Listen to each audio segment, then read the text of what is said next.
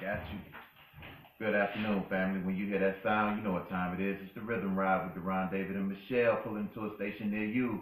We're the conductors of this ride, your Truth and Logic team. Now come on, family, show me some love. It's your boy DJ Truth Logic, but you can call me Deron. As you can see, David is off doing his thing still. Michelle is not here today. For those of you all checking us out on Facebook Live, say what's up to my son. This is Isaiah. Yo, how you doing, the young everybody? gun. How you doing? How you doing? It's 4 p.m. Central Standard Time. Depending on where you're at in the world, you can adjust that time accordingly. The number that you can reach us at is 855-411-WZON. That's 855-411-9966. Today's Truth and Logic topic of the day is going to be a debate on new rap versus old rap, mumble rap versus real hip hop, however you want to put it down. So before we get into that, let's get into a little bit of this on this Thursday, what we affectionately around here call Friday Eve, family.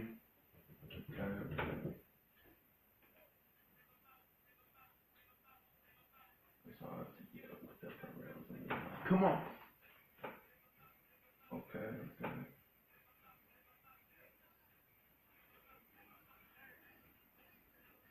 VIP, coming live from the VIP. The nightlife off bike without me, birth the feds in the state, want to see about me. The whole city got pissed, heard that he got free. The other nigga got a hit to show that he not me.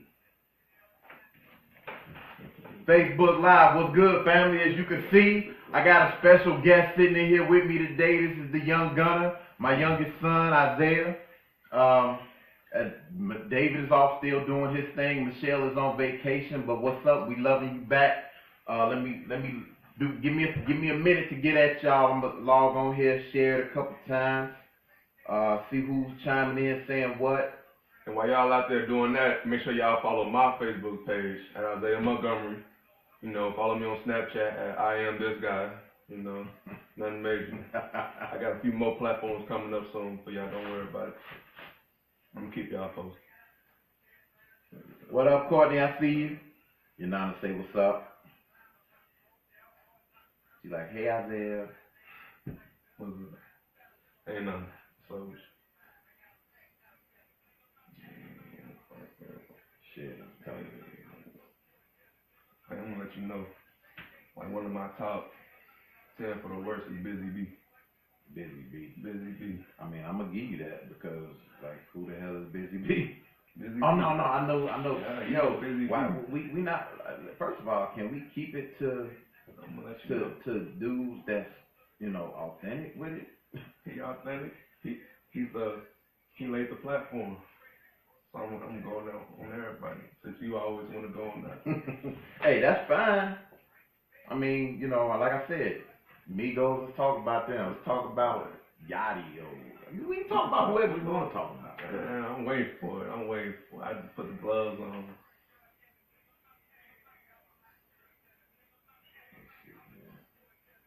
Shit, it's in the group. See how much time I got first round. They support it. Shit. Group.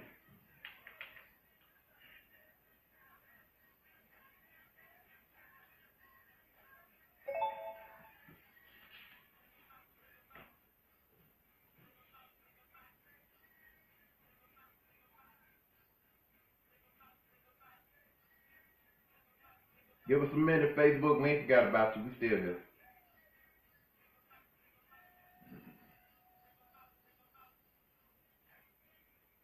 Shit, did it post to my damn page? I don't know. It ain't gonna hurt to share it twice. Got over 3,000 people checking me out. Kind of popular in this motherfucker.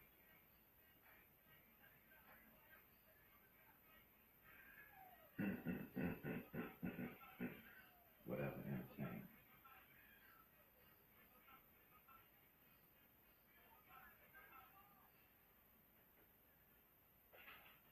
What you know about that? I mean, I know that's a little bit much for you right there.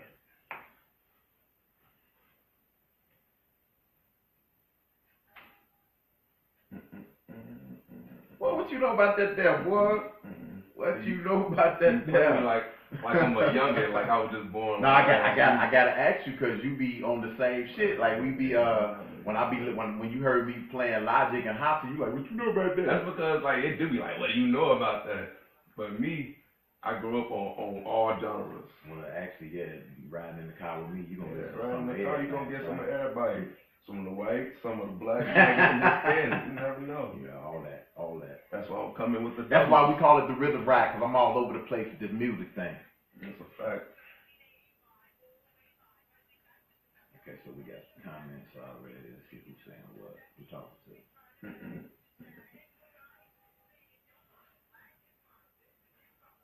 What up, Shell? What up, fam? I see you, Miss Harris. So look, today's conversation, what we talking about, well, number one, this is the Rhythm Ride, so we gonna talk about some of everything. If you got any comments, questions, concerns, you want to chime in on the conversation, call the line at 1-855-411-WZON, 855-411-9966, or you can chime in right here on Facebook Live. We talking about hip hop. Of course, if you know me, you already know what direction I'm leaning in, because these new niggas don't even rap. I mean, they tried to get these new niggas to freestyle, and they just walked around the stage. My son is speaking for the younger generation, that's right. For those of y'all tuning in a little late, this is the Young Gunner, this is Isaiah, this is my son, I Rock, whatever you want to call him, you know what I'm saying? I'm that guy, he that guy. So yeah, Destiny, look, your sister's online. What up, Sean? We see you, man. So, chime in. What do you think about, number one, let's talk about the state of hip-hop. Let's talk about where it came from, where it is now. Let's talk about who your top 10 hottest rappers are. I could probably go off the dome with some of that. Let's talk about who your top 10 garbage rappers are. Me personally, I say take any of these new niggas, put them in a bucket, pull them out one at a time. However it fall, it fall. He might think a little differently. It is what it is. But that's what we're here to talk about for these 2 hours. Alright, so I'm just going to give y'all a little insight of where I'm going to come from with it. I'm not coming from the side of, oh yeah, these new niggas, because they is type trash on, like, to a certain level. I'm going to show y'all the bridge between the old generation and the new generation. They make it seem like we just a whole different genre now, but I'm gonna show y'all the bridge. I'm gonna link it all together. I'm gonna give y'all a clear understanding of what's really going on in the world. You feel me? Michelle say, look, Uzi Vert, is that a real dude? Yeah, Uzi Vert, that's a real dude. I'm gonna show you why he in my top 10. I'm gonna show you all that. He top 10, son? Tune in and find out. Well, we gonna see about it. I'm gonna show y'all. Okay. I'm gonna show y'all. Well, if you listening to the app, WZONradio.com, your new choice for radio, you hear some classic shit going on right here. I hit them with the Bring 'em Out first, and now we got Back in the Day, the remix playing right now. So, I mean, you know, I'm already on some educational shit right now. You know what I'm saying? Okay. But again, he already knows all this. Last 21 years, he ain't really had no choice but to listen to the shit. You know what I'm saying? That's why I can decipher the good versus the bad. I'm not just focused on one genre. And you ain't never heard that nigga that you just named off playing in my car, by the way. That's top 10 garbage. That's because I know garbage. Nah, you looking through, you know, foggy shades. No, I ain't talking about Uzi Vert. I'm talking about the dude you got on your top 10 worst. Are you talking Busy B? Yeah, you know, you ain't never heard him coming through my speakers. That's a fact. I've heard Kumo D. You got Kumo D on the top 10 worst? Nah. I mean, he don't make the top 10, but... No. But they came out the same time. I'm breaking it all down to you. Just wait for it. I'm breaking it all down. Google some shit. Nah, I ain't Google. Now you finna hit me with it. I didn't even have to do no studying. It was just all off the top. I just wrote it down, keep my notes. I do this for real. Any subject, I can come up here any day of the week. He'll be back. Definitely. He'll be back. He got a lot of shit on his mind. It's not too many platforms that I plan on coming on multiple times, but you know, those who my equals I debate, those who ain't I teach. So, you know. Check him out. Sound like, yeah, I heard that somewhere before. I think I said that somewhere. Nah, you saw it on one of my statuses on Facebook. That's me. I don't be seeing your shit like that. You know, hey man, you probably heard it somewhere from me. I got that influence, you feel me?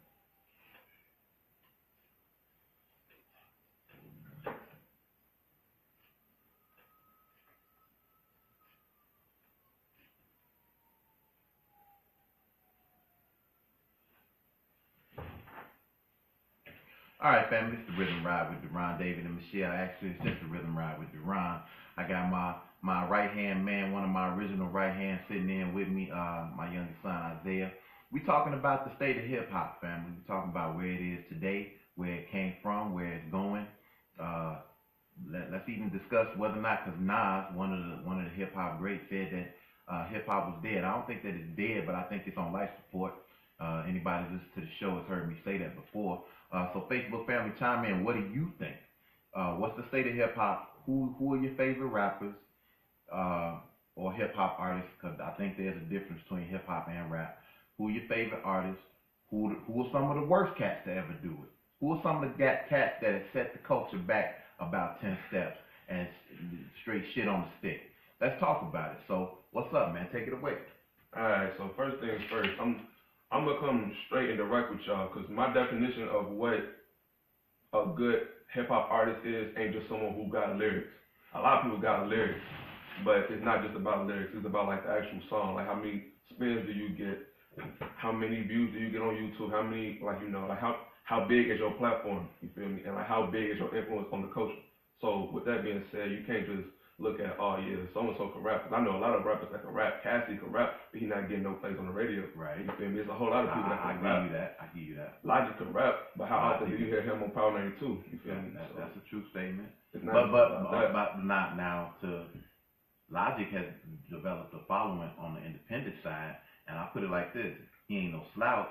And anytime you done pocketed $1 million, you didn't caught somebody's attention. Well, with that being said, Lil Uzi made $1 million in the same. And he's garbage. And he's garbage. So as far as making money goes, it's not as far as about like your money. It's about like your influence. Because you could say Lil Uzi's trash all day, but his influence on the culture, like Young Thug, when Young Thug first came out with that wearing dresses and all that stuff, everybody was on the bandwagon. Young Thug gay. Young Thug gay. And I'm not saying he's not gay.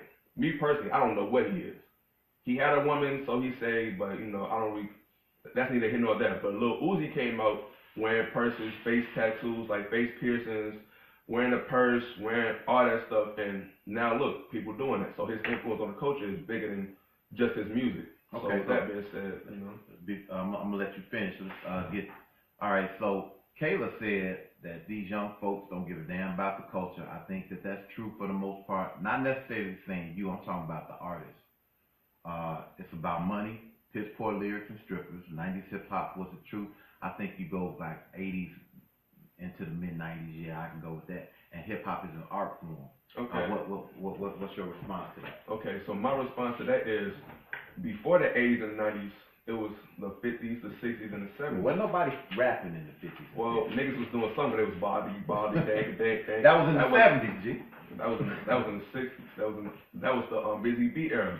I got all this. Well, I mean, I'm talking about when it like hit the airwaves, when we was like, man, okay, like Sugar Hill Gang and the rappers. I'm gonna break that down. That was the 70s. I'm gonna break that down. Okay. See, the crossover between the Bobby and all that stuff with the Busy Bee came when Kumo D dissed them on, I forgot the name of the song, but like Kumo D came with a whole different style, and with his style ushered in a whole new wave of like rappers. You feel me? Like. More like battle style, more lyrical, more like, at first it was just like, oh, okay, we MCs, we just moving the crowd, you know, partying, keeping everybody, you know. But then after that, it became, all right, let's battle, let's get more serious with it, you know, this and the third. It became about, let me see who's better than, you know, I'm better than you. Yeah, like it became like a sport kind of in a way. Yeah. Right. So, in a way, rap is just going 360 because it went from a club and let's just get these hits off to a more serious style. So now it's going type back in that same direction of, yeah, we not battling no more. We ain't really got lyrics no more. We're just making songs that's good for the club. So in a way, you can't really get mad at how things going because you got to look at everything come back 360. It happened. That's a very good point. You feel me? So that's a very. I did not think about it like that. But what about the story? Okay, so now check it out. Now with I'm gonna give you the 360 point. But what about the evolution? Because I think that if something is given to you, then you should take it. Okay, I don't care anything about the fact that because hip hop started out as being something that was purely for entertainment, right? And they would told stories. It wasn't necessarily about real life. We didn't get into the real. I mean, the message was like probably the first life rap when talking about what's going on in the community. And then you got the cats that took it to the next level. Everybody knows about NWA, blah blah blah, whatever. But what about the cats that ain't really telling no stories? They just on the mic wasting air. See, I'm gonna break that down to you. It's like this. Like the late 70s, early 80s, it was like the crack epidemic, right? Where artists like people was going out selling drugs and all that stuff, right? Mm-hmm. And that birthed another generation that was the fiends. Like in a way, y'all generation of selling the crack and selling the cocaine and selling all those drugs, somebody was doing those. Brenda was still having those babies. You feel me? So ironic because that shit is coming up. You feel me? Got a baby. Like those things those things were still happening. So people only rap about what they know. People only rap about what they're around. Okay. And drugs is what niggas is around. Percocets, Molly's, all that, like weed, crack, stuff like. Well, people ain't talking about crack, but they, like the drugs that have those things in it because that's what they grew up on. Like that's what they OGs and like growing up, that's what they know. So you saying we were the generation of the crack dealers, and this is the generation of the crack babies. Yeah. And so it's partly our fault that these niggas ain't saying shit. Yes. Exactly.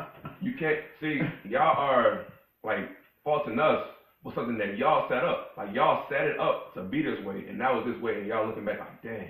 Okay, well first look, social media has played a large part in where hip hop is now. How you feel about that? I think so. Because there's a lot of cats that wouldn't even get on if it wasn't for social media. That's a fact. Me personally, I don't really look at it like social media played in a way, social media became another lane for people to get on for the rap thing. Because before social media, people were still getting on. People would get on after social. Well, it probably won't be an after social media, but people was making songs and doing all this and that before social media. I mean, but they weren't really getting the notoriety and the recognition like they were before. But now let me give you this though. Social media has played a part as far as maybe expanding. I don't even want to call it the culture. Yeah, because within the culture you have some parts of the culture that you may not like or agree with. So yeah, they still part of the culture. So social media has made it a way to expand the culture and get it out there, give people an opportunity to be seen that otherwise probably wouldn't be seen and heard or what have you. Because the record companies were running it. So the record companies were telling us who to like, who not to like by who they promoted. Now, by the same token, do you think that the record companies are pushing because let's be real. They looked at rap sort of as a rock and roll 2.0, and that it probably wouldn't have an influence like it has had. When they saw hip hop being as influential as it was, and hip hop artists went from the storytelling to the battle rapping to the being socially conscious, record companies were like, whoa, we got to take a hold of this. So instead of promoting the Talib Kweli's and the Mos Defs and the cats that were consciously trying to get, and the Commons and the cats that were trying to get you to see what was really going on in the world, they said, let's promote the Yachties and the cats that ain't really talking about nothing. You think that might have something to do with it? Well, I don't think it has nothing really to do with it, because I feel like it's like this.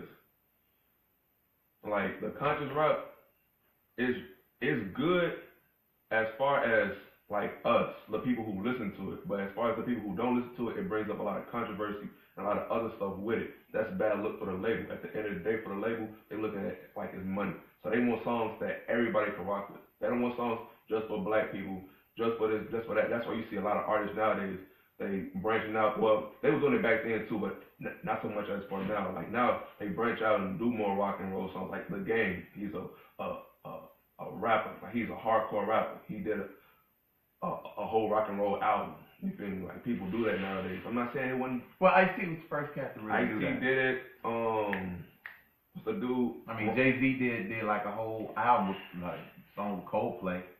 Yeah, Run DMC, all them. Like they did it, but like now it's like more accepted. Like back then it was they breaking trying the to check barrier. these bags. Yeah, like they trying to check these and that's bags. what it's all about. Like keeping the controversy to a low and keeping sales high, and that's what's that's what I personally feel like the rap companies is doing. Like we don't want you to push that, because when NWA was doing that, they getting letters from the government, letters from this, letters from that. That's not a good look for something like Interscope. But didn't it help propel them though? Well, you know, they wasn't never with Interscope, but didn't it help propel them though? In a way, it did. Because like think about like with Pac, right? When Tupac came out with Tupacalypse Now, that album went gold. After Dan Quayle put him on blast, the resubmission of that album went platinum, and then Strictly for My Niggas went platinum in like a month. Okay, so let me break this to you. Alright. So, alright, conscious rap. If everybody was doing conscious rap in the 90s, everybody will be doing conscious rap now. Is that safe to say? Would you feel like it would be more conscious rappers feel like that? Okay, well see, okay, here's what I'm gonna say with that. I don't think that everybody should do conscious rap, because I don't think that everybody can do it. Right. But my point is, have something to talk about other than how much money you got, how many women you sleeping with, and how icy your teeth is. I can only hear that shit so many times before I'm like, I don't want to hear this shit no more. But there are like a lot of like conscious rappers out now that isn't getting that same notoriety as like the Commons and the Erykah Badu's. Me personally, in this day and age, I don't think Erykah Badu or Common or any of them would be relevant if they came out in today's generation, because of the generation before it, that wasn't really like. Well, Common came out in the 90s, you're aware. He came out in the 90s, but yeah, he made songs in the 2000s and stuff like that, but it's like, how big was he really, like, versus how big he wasn't. That's what I'm saying. He could have been a lot bigger. Like, I think because he took the conscious road, he may have sacrificed some money. That's exactly what I'm saying. But I mean, at what? So I think I have more respect for Common for that, because he's getting his money on the back end. Maybe not as much money as he could have got. And all that stuff. Maybe not as much money as he could have got, but he didn't sell. He could still look at himself in the mirror every day, be like, you know what? I didn't sell myself. I know who I am. But not.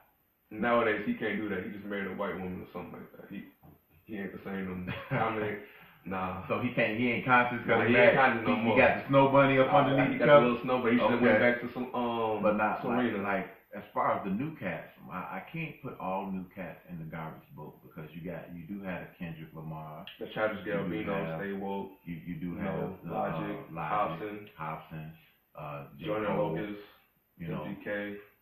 So Herb. I mean, so look, okay, so we're gonna pull away from the station. We're gonna keep the conversation rolling on Facebook. Keep the comments coming. It's the Rhythm Ride. It's Deron with sidekick Isaiah today. Michelle is doing her thing. David is doing his thing. It's the Rhythm Ride. It's WZON Radio. The party don't stop. It don't even pause for a minute. We get back at you, family.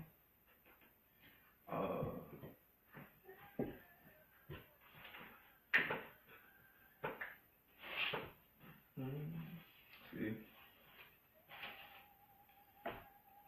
I'm gonna break down the whole timeline next after this.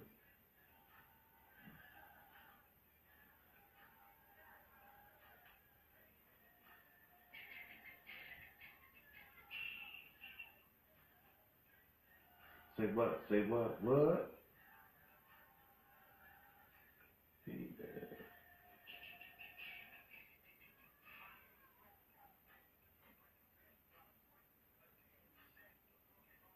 What up, fam? I see you, Sean. What's good with you, man? What you thinking on this hip hop?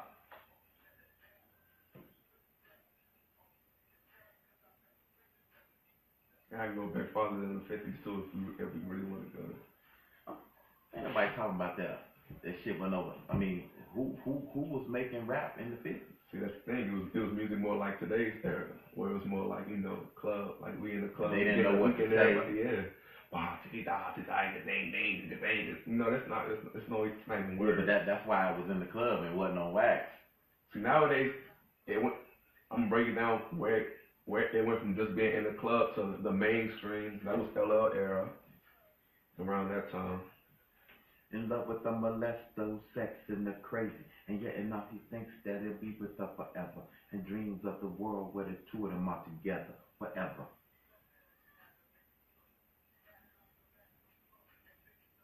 She didn't know what to throw away and what to keep. She wrapped the baby up and threw him in the trash heap. So see, like,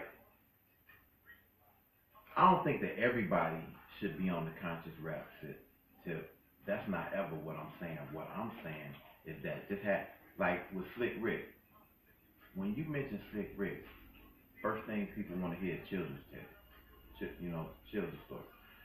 That shit, I mean, boom. Ice Cube did a version of that with a gangster's fairy tale, but just tell me stories. Say something. Have something to talk about. Don't just sit there with and then, nah, man, what are you mumbling? Speak up, nigga. It's called the English language. It'll come back around. You think it's gonna come back? Yeah.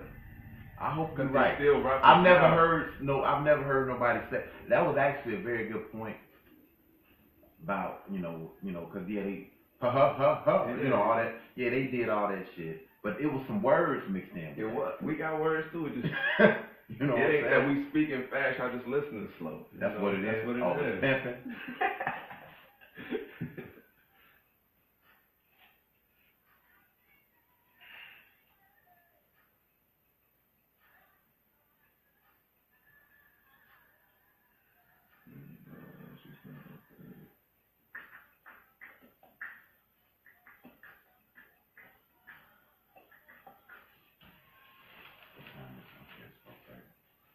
Get into the top. I'll let you see what your top 10 is. All right, bro.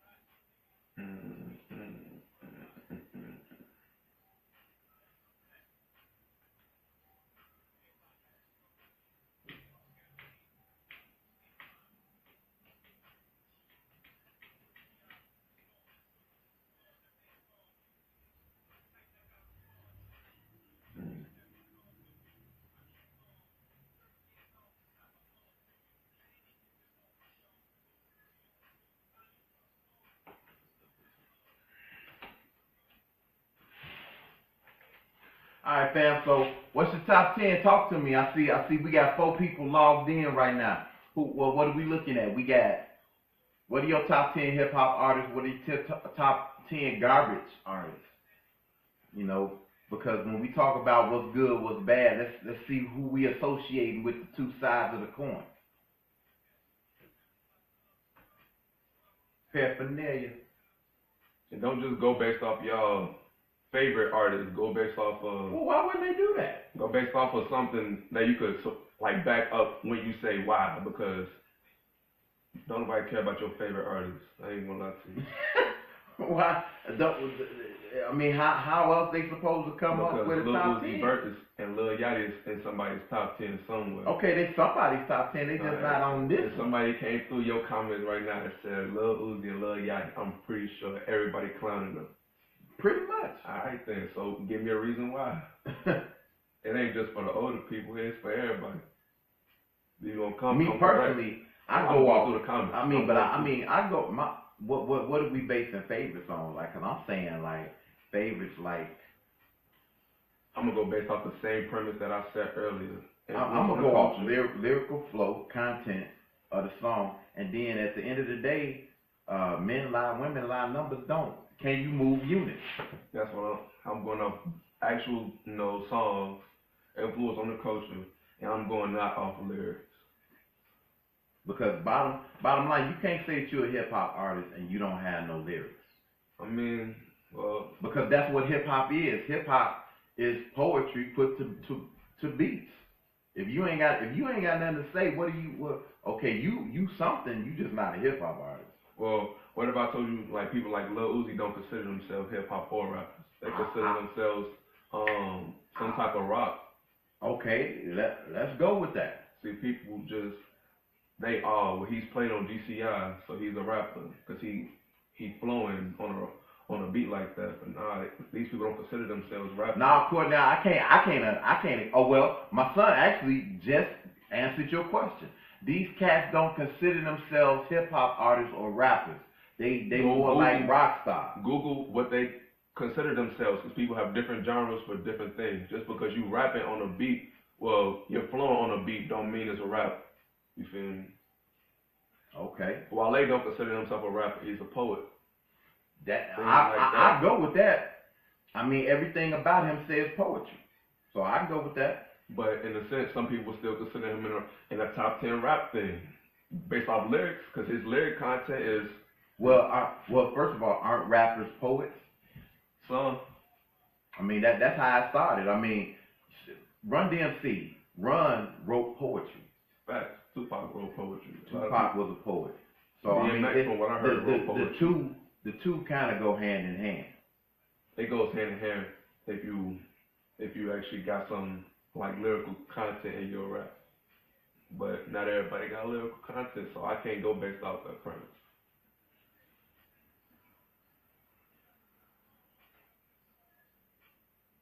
Benny Siegel is one of my worst, and he's a nice rapper. Benny Siegel.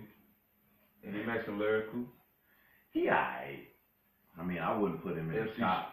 MC Shane is in my top 10 worst. MC Shane? Yeah. Oh, man. And who got something to say? I would argue with you on that one, but ain't that? I mean, he got destroyed in 3 songs by a nigga who wasn't even rapping before that. KRS-One was a poet, and he was on some conscious stuff before that. And afterwards. True. I'll stop you when you're wrong.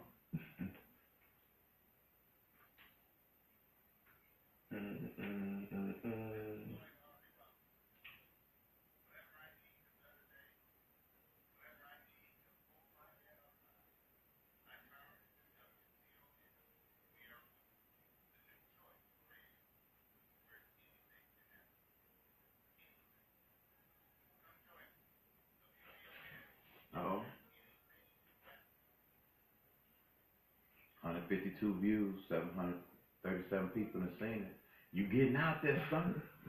I'm gonna build my platform based off your platform. Do what you do. It's the Rhythm Ride with your boy Deron flying solo, but I'm not. I got my co-pilot today, my young gunner, Isaiah, rocking with me, and we talking about the state of hip hop today. Old school versus new school, however you want to put it. Mumble rap versus hip hop. Let's talk about it. Just got educated on some shit that these new cats don't even consider themselves rappers or hip hop artists. They consider themselves more like rock stars. I guess that explains why they not really rapping. And why they dress the way they dress and how they do the things they do. Now let's get into this top 10 best and worst. 90s hip hop was the truth. Like I said, I'll give you that. I'm gonna go with some like the mid 80s to the mid 90s, because I mean, like, man, when Rakim is the whole reason why I even fell in love with the culture. I was like, did you hear what this dude said? Well, in my experience, like, you can't really call yourself a music connoisseur if you just saying like the 80s or the 90s. You gotta say like that mid in between, because like that's the change between like one section of like hip hop versus the other, because every decade is a different like type of rap style that's out there. See, like back in the 50s, it was more like club and let's kick it. Like 50s, 60s, club, let's kick it. 70s is more. That like, was mainly in New York though. That wasn't nowhere else. And that was in New York was at the time the like pioneers for everybody, like everybody except for like the West, who type had their own thing, but not really type them. The West Coast, they can thank. I mean, everybody pretty New much York, think New York for hip hop, because think about it, Boys in the Hood was supposed to be rapped by some East Coast cats. Yeah. Who ended up right before they got their ass whooped. You know what I'm saying? Had to bounce, and that's how Easy was like, look, I just do it. Yeah. You know? Stuff like that. So you can't really say the 90s or the 80s or none of that. You gotta say the 90s and the 80s. You can't, like, he got the right approach. That was the wrong approach to things. Because looking at it like that is closed-minded. You're not looking at the before or the after. See, I don't mind originality, because that's what we came up in, right? Everybody was who they were, because look, LL didn't sound like Public Enemy. Public Enemy didn't sound like Big Daddy Kane. Big Daddy Kane didn't sound like EPMD. Everybody had their different flows, and it worked. And no, like I could like, and I liked each one of those acts that I just named off. Nobody sounded like Run DMC. Nobody was tag teaming like that. Then you had the Houdinis and stuff like that. That's cool. Originality, I get it.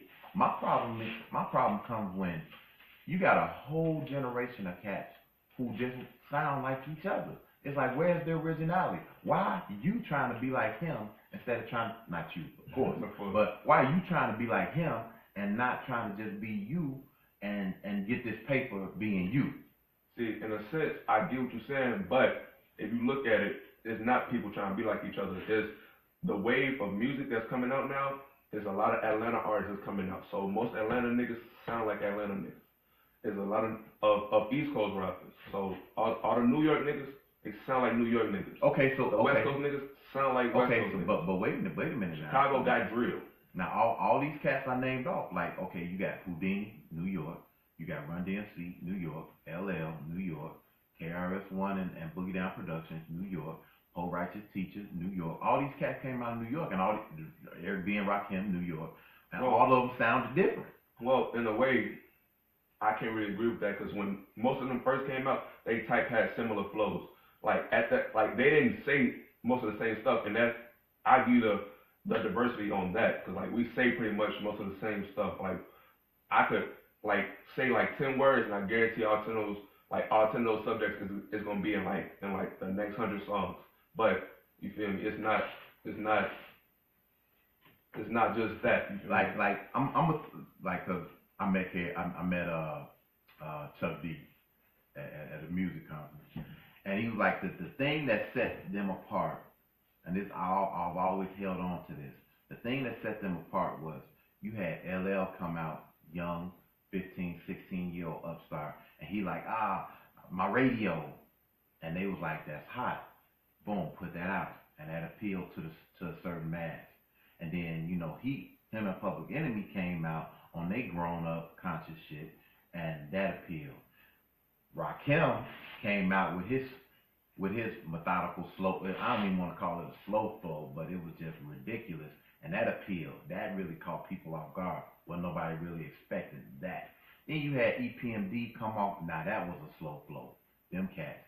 And they came out, did their thing. What I'm saying is, everybody, you can talk about the same thing, put a twist on it, and give me your version of it, your rendition of it, which is what a lot of these cats. Look, we used to do a thing on the radio when I was coming up, where they basically called them beat biters, and it was like, yo, this dude sounded just like this dude, and they would clown these cats. To the point where they would like probably take the record off the radio. Now you couldn't do that because wouldn't shit be playing. You know what I'm saying? I know what you're saying. But so in a way, you trying to tell me that back then, hold on, are you trying to set the premise that there was no like no one really sounded the same on the radio, or are you trying to set the premise that it was very small, like it was so small that it wasn't really noticed? No, what I'm not saying, because you always gonna have biters. I mean, it is what it is. My thing was the cats that was out there in the mainstream, your MC Lights, your KRS-One, they didn't want to. Rakim didn't want to sound like EPMD. No, EPMD didn't want to sound like Rakim. Big Daddy Kane didn't want to sound like, nobody sounded like Run DMC. Big Daddy Kane didn't want to sound like LL. LL didn't want to sound like Mo D, because number one, they didn't want to get clowned. Number two, they were like, I'm better than you. My flow better than yours. Why I gotta copy your shit? So that was their mentality. But you see where the disconnect is? You're comparing some top artists. You're not naming like the bums, but you're comparing. We only deal with quality on this show, sir. But you're talking about our bums, like Uzi and Yachty. These is not the top niggas of our generation. They not even the top of their own class, like of their own little clique. You know who I think the top of y'all generation is? Who? And please don't say House and Logic or Kendrick Lamar. Kendrick and J. Cole. Nah. That's What the fuck?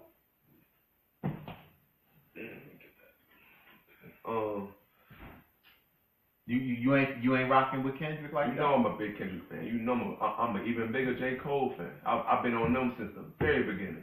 But it's like everybody hopping on their wave on their conscious rap, and it's like that's cool and all, but that's not really where they like came from. So they up there, but they not even my top rappers. I mean, but okay, yeah, they got some shady backgrounds. But see, here's my thing: when people see, I'm glad you brought that up, because when people talk about cats and when they became woke, who give a damn? I'm just glad you woke up, joined the party. You know what I'm saying? To a certain extent. I mean, because like people spazzed on Jay-Z. They're like, man, Jay-Z, 47 years old, he just now, blah, blah, blah, whatever. I'm like, what do it matter when he woke up? He woke.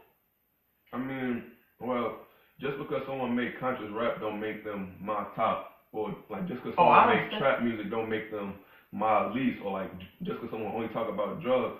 Me personally, I have a whole different like view, cause like I'm not just looking at okay, what is they song? Like I'm looking at okay the message, but not everybody even makes music about a message. Not everybody make some songs is just meant to be turned, and that's like when I go to the club, I don't want to hear Kendrick Lamar. I want to hear some turned stuff, so I'm probably gonna want to hear some Lil Uzi. I'm 21. That's what we do. At 21, I don't know what y'all was listening to. Y'all could have been listening to Lady Rage or whoever, talking about Afro Puss or Too Short or whoever. We definitely on that Pac and Ice Cube. And, but see, what they forget is the rappers that also came out with the pops. You feel me? Like the bums. There's a whole bunch of bums. Like Tretch. Like stop there. Tretch from Naughty by Nature. Yes. Oh my God, that nigga flow is ridiculous. What are you talking about? Name me 2 songs by Tretch that's like influential to today. Cause Tupac got songs, he been dead for 21 years, and people still know. I know people.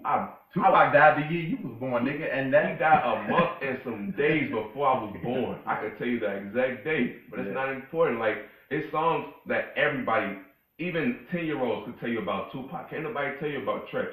We talking about the influence on the culture over a minute. You feel me? And speaking of influence, so basically, what you saying? Tretch don't mean shit to nobody under say age 30.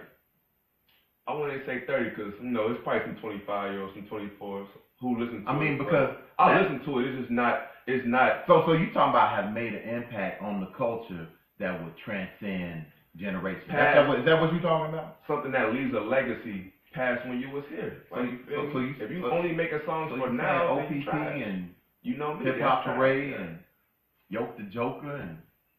I mean, well, people know those songs. 1, 2, 3. It gotta be good. If people know. Hey, man, have you heard them joints?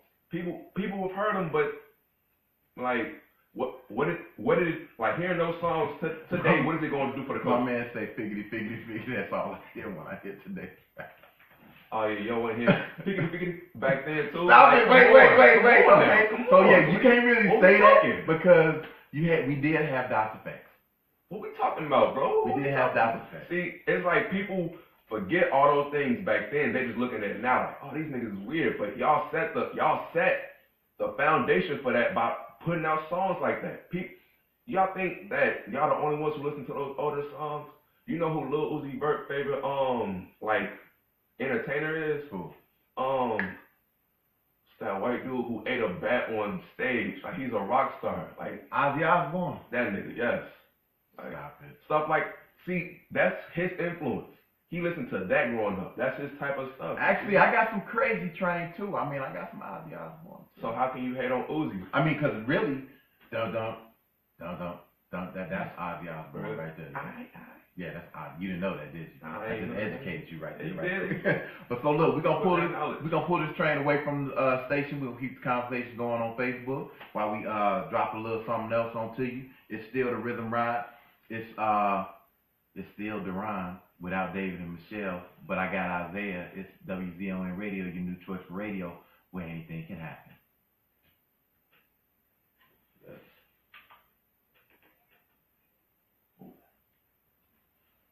I heard it. Yeah, I remember my first playthrough. I remember when you put this on my MP3 player. I had the little silver one. I remember that clear as day. It used to be my junk.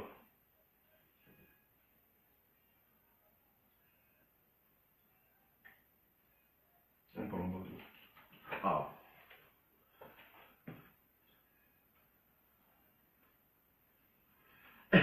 He say stretch a bum. He say school your son, fam. I know, right? Give me one song that was influential for today. I just gave you a whole. Oh, you name me one Trey song. OPP. OPP. Hip Hop Parade. What is that doing for the culture?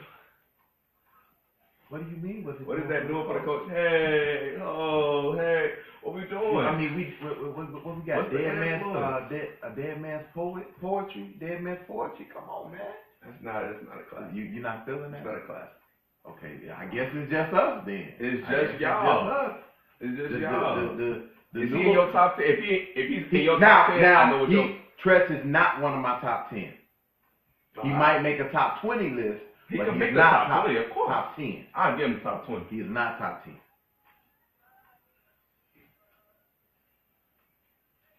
Education goes a long way. If you're gonna go there, you gotta come correct. Just because he your favorite don't mean nothing to me. You know, point blank.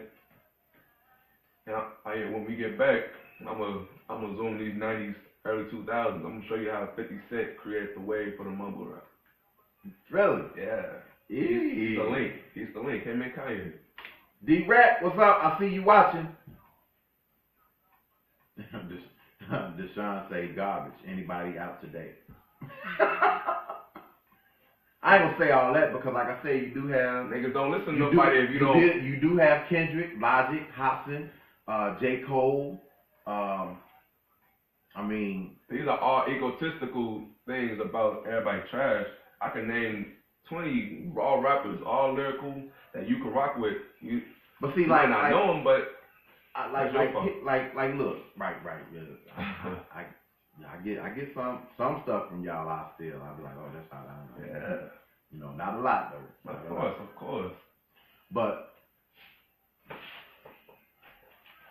yeah, keep my eye on it. Make sure. Now, here's another difference. Back in the early 90s, early mid 90s, you had sections. You had East Coast rap, West Coast rap. Yeah. You had down south rap, and it was all different. And I'm gonna show you the link on that as well. Link that shit, man. I got this. I'm gonna show you. I want you to bring that up once we go on with the music. Definitely. Same life. Okay. Definitely.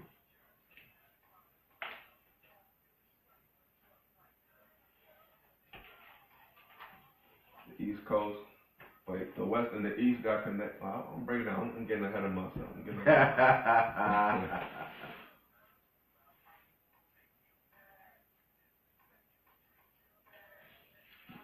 the friends they do, just like in your heart, with us on YouTube.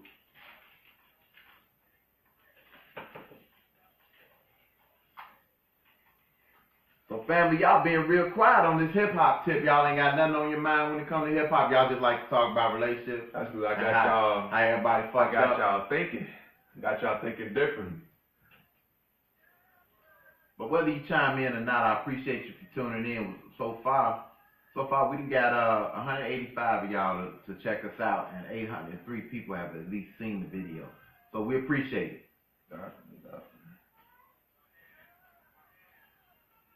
Is he good? Where's he at? He in the living room? Yeah. Jay. He good? Checking the camera. When I hit the next set of songs, we'll go check them.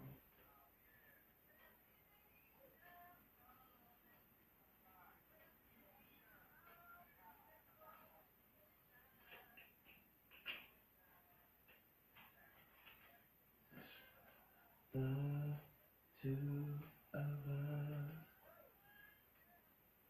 They want to know what your top 10 is. Who want to know?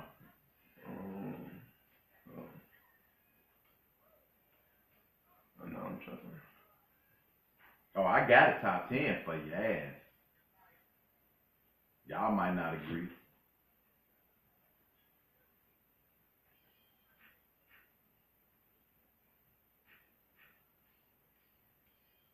Speaking of one of the original youngins in hip hop, and think about this now. This is a 16-year-old nigga. I mean, we got 16-year-olds too. Yeah, I know, but how they landed like this? Yeah. But they from down south, so their music is different. You might not be able to understand it, because they speak with a southern lingo. Oh, yeah. It's a southern lingo. Can't control that, you know. I know what. You know, I wrote down this exact thing. You know, early rap was just about how good the DJ was, and it would go into like how they was like a fly MC, and like the next MC would come up like, oh yeah, that other dude was cool, but I'm better. And this, and That's what it was. It started out. It evolved. So it evolved and then revolved back to that. Yeah. Everything goes 360.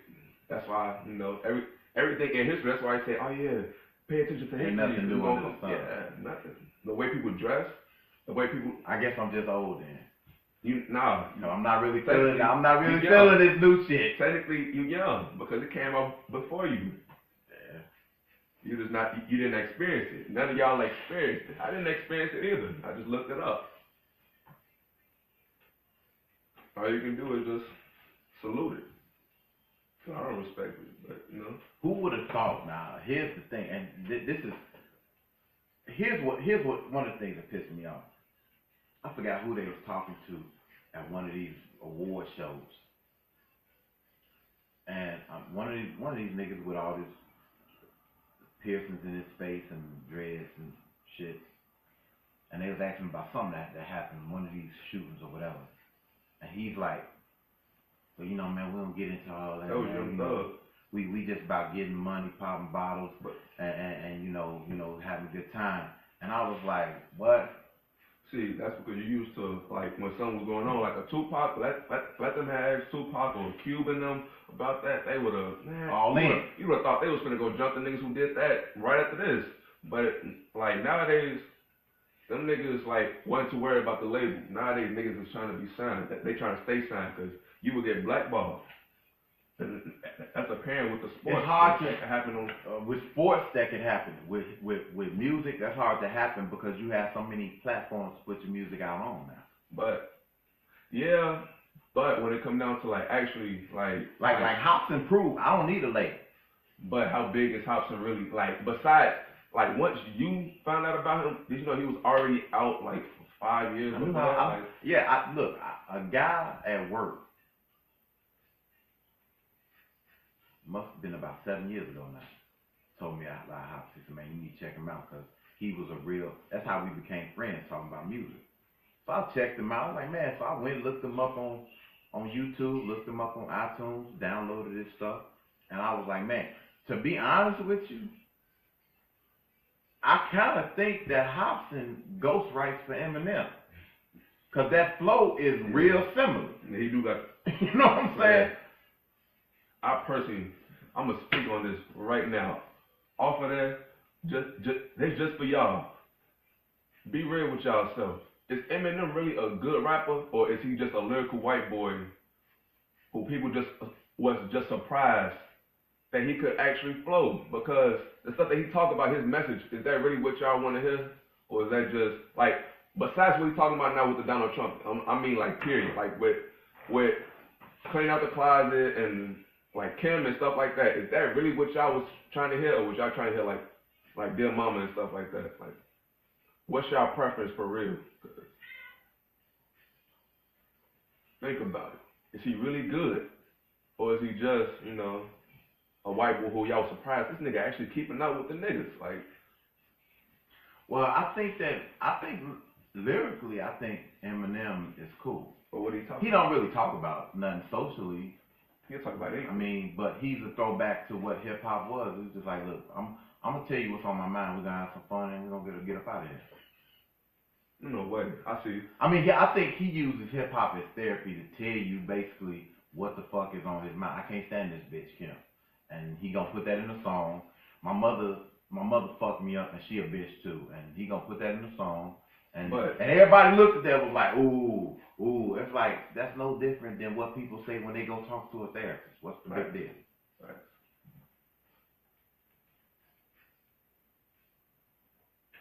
It seemed like everybody caught up on, oh yeah, Mount Olympus and like Mount Rushmore and who's the greatest, but I mean, really that's subjective. It depends on who you talk to and what generation they come from.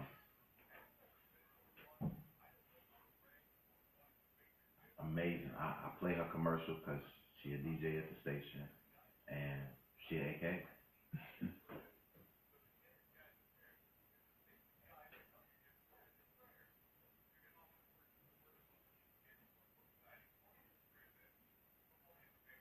You want to get your top 10 or you want me to get mine?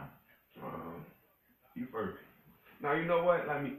You know what? I'm opposed to question like what I posed while we was in the break. It's the Rhythm Ride. It's the Ron. I got the young gunner Isaiah sitting in with me right now. And while we were in the little musical intermission, I brought up a point about how in the early mid '90s, hip hop was sectioned. And what you had, I guess you could say it was segregated. You had East Coast rap, you had West Coast rap, you had the dirty down south, and everybody coexisted in their own lane. And now it seems like Kanye is a perfect example. Kanye became Kanye because he was new, he was different, he was breathing life into the culture. He was laying them tracks like, bam, here, it's in your face, take that. But now, the last few joints I done heard from Kanye, it's like, you sound like these new motherfuckers. But in a way, Kanye is the leader for all the old. Like, at the beginning of mumble rap, you have Kanye. He's the godfather. And I thought you said 50. No, 50 is the person who laid the foundation. Kanye West is the godfather. And I'm going to break all that down to you. But for right now, I'm going to get back to the subject that you said about how hip-hop was segregated, kind of like separated in different little lanes. It was East, West, down South. It was Chicago. And I'm going to show y'all how everything was connected. You feel me? So the East and the West got connected by Tupac and Biggie's beef. Like, they beef got bigger than them once they died, or like towards the end of their lives. And then one thing led to another, East versus West, right? And then after a while, the East versus the West, all that stuff died. All that stuff died off, and it became like unity once again, right? It was, peace amongst the land, basically. So I'm gonna take y'all. All right. So after that beef, rappers like Jay-Z got big, Cameron got big. Well, like they got big during that time, but like Cameron's trash, just in my opinion. All right. Jay-Z, Cameron, Kanye, Nelly, 50 Cent, DMX, Twister type, Ja Rule, and like Cameron and what they call Diplomats? Diplomats. Yeah, and Roc Nation and all that with Jay-Z, they both were at the peak in, well, as far as New York goes, and New York sets the tone for everybody. Because if you from New York, you listen to New York music. If you from the West Coast, you listen to West Coast music. Down South niggas mostly listen to down South music, you feel me? But after Cameron started rocking with Lil Wayne, it became more acceptable because, like, if you peep, like, that's around the same time where Lil Wayne came out with the accusations of being the best rapper. I personally never saw it, but, like, he came out saying he was the best rapper and stuff like that. After Cam said, yeah, we rocking with Dude and Manny Fresh and all them, you know how that goes.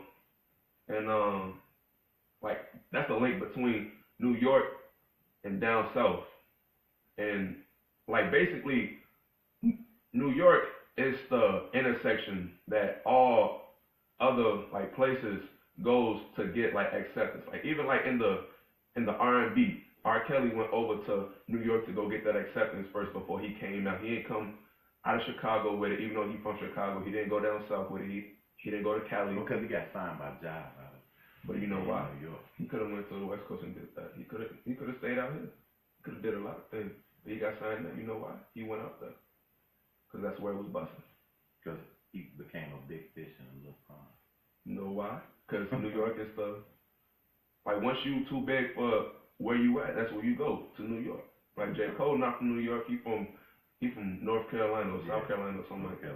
And he went to New York. Like that's where you go if you really want to make it, like type in an instant, like, you know, in a way.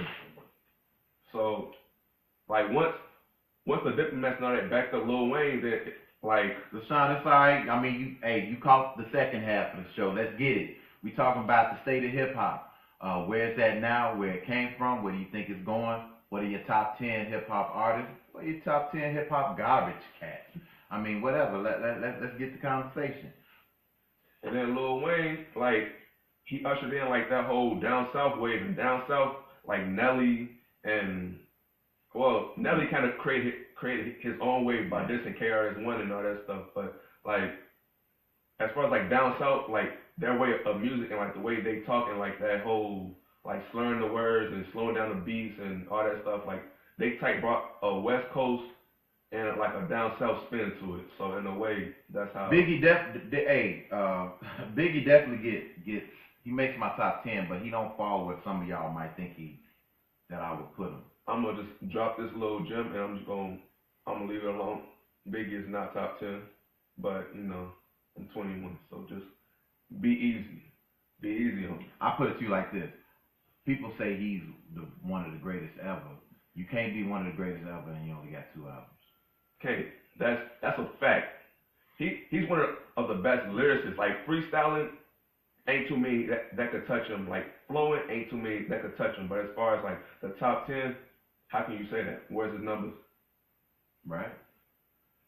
He have most of New York in his videos. Where's his numbers? Right. Like most other places don't have that, and they still get better numbers. So at the end of the day, nah. Right. What was his influence? Like people weren't trying to be like Big A except for like Jay-Z and others. Like, so like, Go ahead. that's just knock it out the park, B. I tell you, lost track of where I was at, but like down south, like Jay-Z, Biggie is my top 10. Tupac, Goody Mob. Okay, Deshaun, I don't know about all that one. No, KRS-One, you kind of lost me with that one. Outkast, Bun B. You hitting us from down south, ain't you? Nah, Bun B is not where it's at. You was better off saying his brother. I ain't even gonna lie to you. You hitting us with the down south lick. Yeah, I got that's not what's up. I ain't gonna lie to you. Your list, I'll take 3 of them off, but for the most part, it was a decent list. I ain't even gonna lie to you. It was not. But like down south brought that whole like unique like they'll be saying something, but it means something else. Like New York is type in your face punchlines, coming with some vicious stuff. Down south is more. And that's what your boy, who y'all don't like, Drake, was all about. The one-liners. Yeah.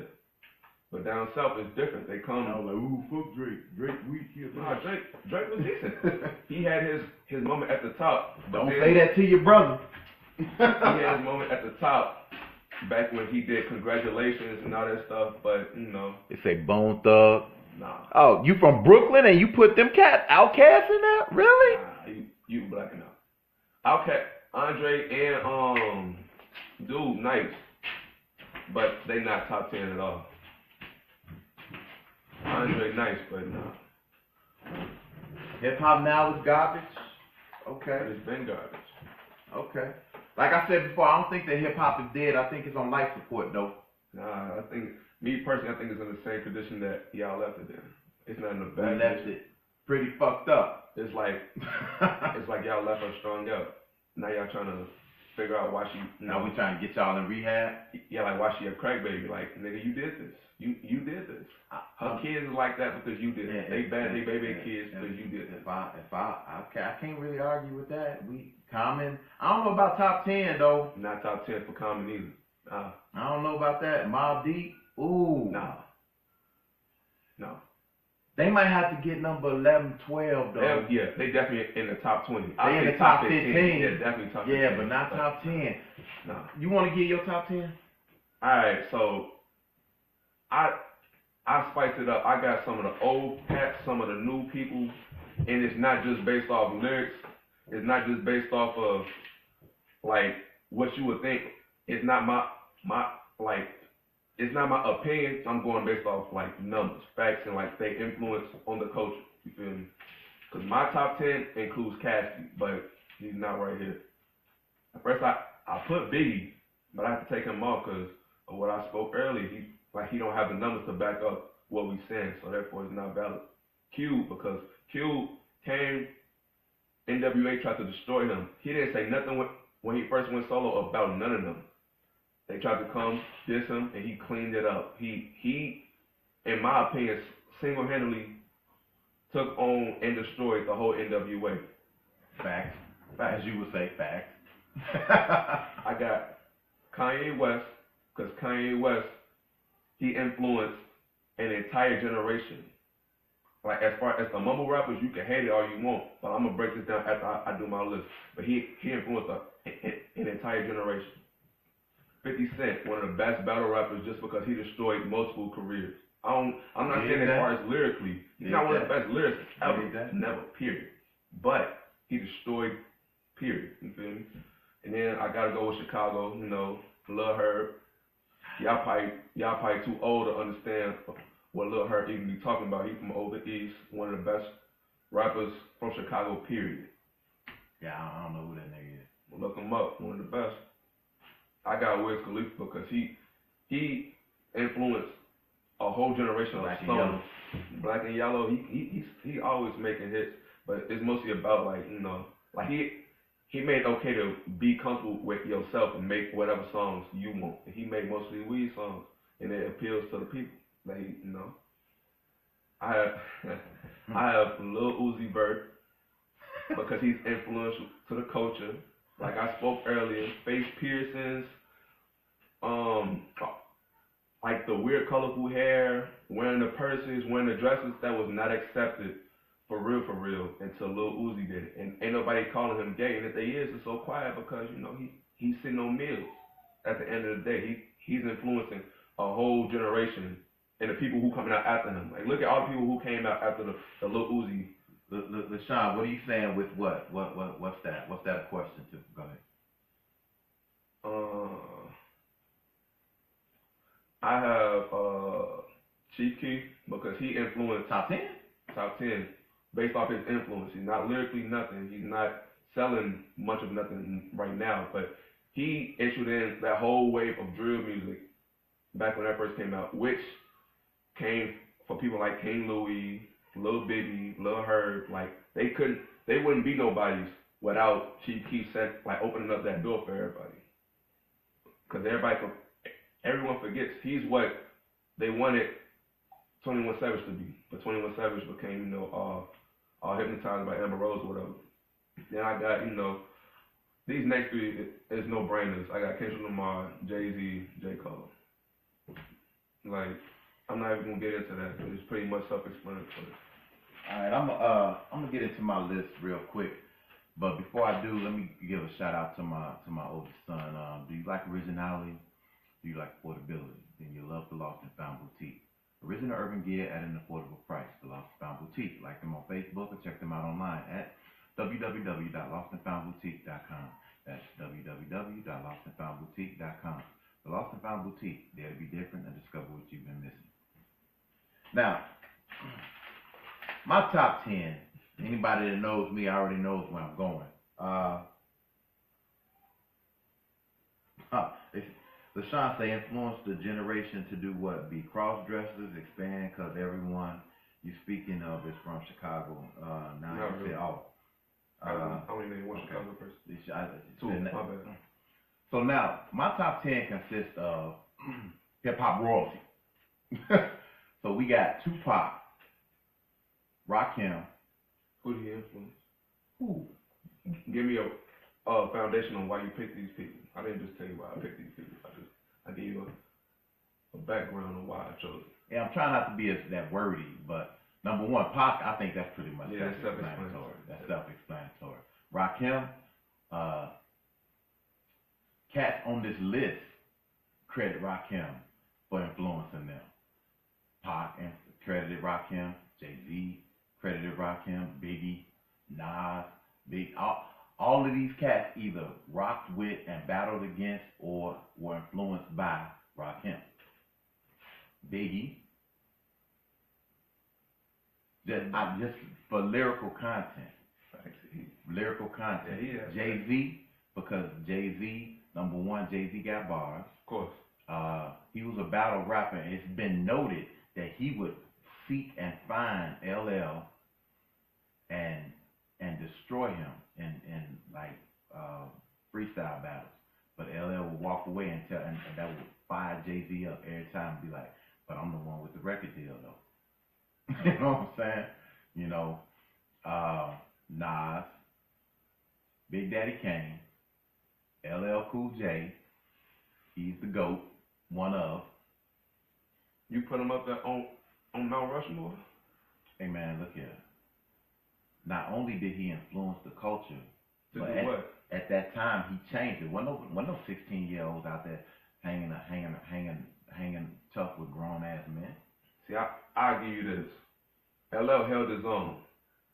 And in a way, he took it from that club scene to the big stage. And also too, LL evolved. Yeah. You know what I'm saying? He evolved, which is another thing I'm gonna touch on too, that Biggie said. And then my last three are for the young gunners: Kendrick Lamar, J. Cole, and maybe not. And I threw Eminem down there at the bottom of the list. But one of the things I look at when I look at hip hop artists, I look at that whether or not there's an evolution there. Because one thing that Biggie said that stood out to me was that it was very simple. It was like when I first came out, I rapped about drugs, drug dealing, and the street life. He said, now I got money in my pocket. I ain't living that life. I ain't living that life no more, so I can't realistically talk about that no more. Yeah. My thing is 2, 3. Now I'm not even gonna say 2 albums, because you might still be fucked up financially after 2 albums. But if you've achieved, or you claim to have achieved some kind of success, and you telling me about how much money you got, why are you still rapping about the same shit? Either your life is not evolving, you're lying to me, or you're playing on my non-intelligence. And I'm talking about as a culture, as a generation, and as a community. Because when I was coming up, hip hop, we were influenced by hip hop artists. We became socially conscious because of the Public Enemies, because of the Poor Righteous Teachers, because of the Boogie Down Productions and the things they were talking about, and it made us stand up and take note of what was going on. So my thing is, if you've been put in a position and you've been given a voice and you don't use it, then what the fuck for? Okay, so I view it like this. You said that y'all was influenced by those rappers to like put out, be more conscious and more like socially aware and all that stuff. Well, then I have to go back to the beginning of our interview where it was like, okay, I was telling you about how, off my train of thought. I was telling you about how your generation set the premise for the drugs money because y'all was the drug dealers. I'm your mama, I'm your daddy, I'm that nigga in the alley, all that stuff, right? Okay, well, this is what we know. You know. Well, see, here's the thing. If that's the case, then you all weren't really paying attention. Because, like, in the song, like Dope Man, right? In the song Dope Man, NWA was telling you about what they saw in the streets, what was going on, the epidemic that was taking place. Because at that time, see, you have to put everything into perspective. At that time, nobody was paying attention to what was going on in South Central LA, in Compton. And in New York, the drug epidemic did not become an epidemic. As long as Negroes were the only ones fighting, killing each other, and what have you, it was a non-issue. Yeah. When Bobby and them, when they came home and found little Bobby strung out on heroin and crack, and so they were like, oh my God, it's an epidemic. Now let's stand up and take. Well, NWA have been telling us about this shit since 1985. But you know still, with Ice-T, when he came out with I'm Your Pusher, he was talking about music, but when he was talking in those songs, in the videos, the Pusher man always ended up dead. Of course. Right? He wanted to let you know. He was trying to tell you, hey man, keep living this life. This way you're gonna end up. So they were trying to actually steer people away from it. It seems to me like these young cats are trying to pull people into it. Well, it's like this. It type play a role of like reverse psychology because like look at all the movies from back in the day. If that's the case, there would be nobody selling drugs or doing any of that because all the movies from the 90s, Menace to Society, Paid in Full, Juice, a nigga died in the end. Like, I'm not saying everybody died, but almost everybody died. Boys in the Hood, stuff like that. Almost everybody died. And people still doing that. So in a way, it's like, was y'all really telling us to not do it, or was y'all like putting it in our face? Cause like it was like, look, niggas was sitting on meals. This nigga handing out turkeys on Thanksgiving and stuff. Like he got money. Yeah, like niggas got money. Well, see, that's what stuff niggas poor ain't never experienced. Niggas ain't never experienced. That's the problem with the drug with the drug epidemic is that it paints a picture. Number one, let's just be clear. If you ain't got no money, getting in the drug game now is not your friend. You need money. You know, like back then, you could get in on some. Oh, I know you. Yeah, bro. Move this brick and then get my money on the back end, and I'm gonna put you in the game. That shit ain't happening now. But the premise of all that was, it was like, okay, look, this is what's happening.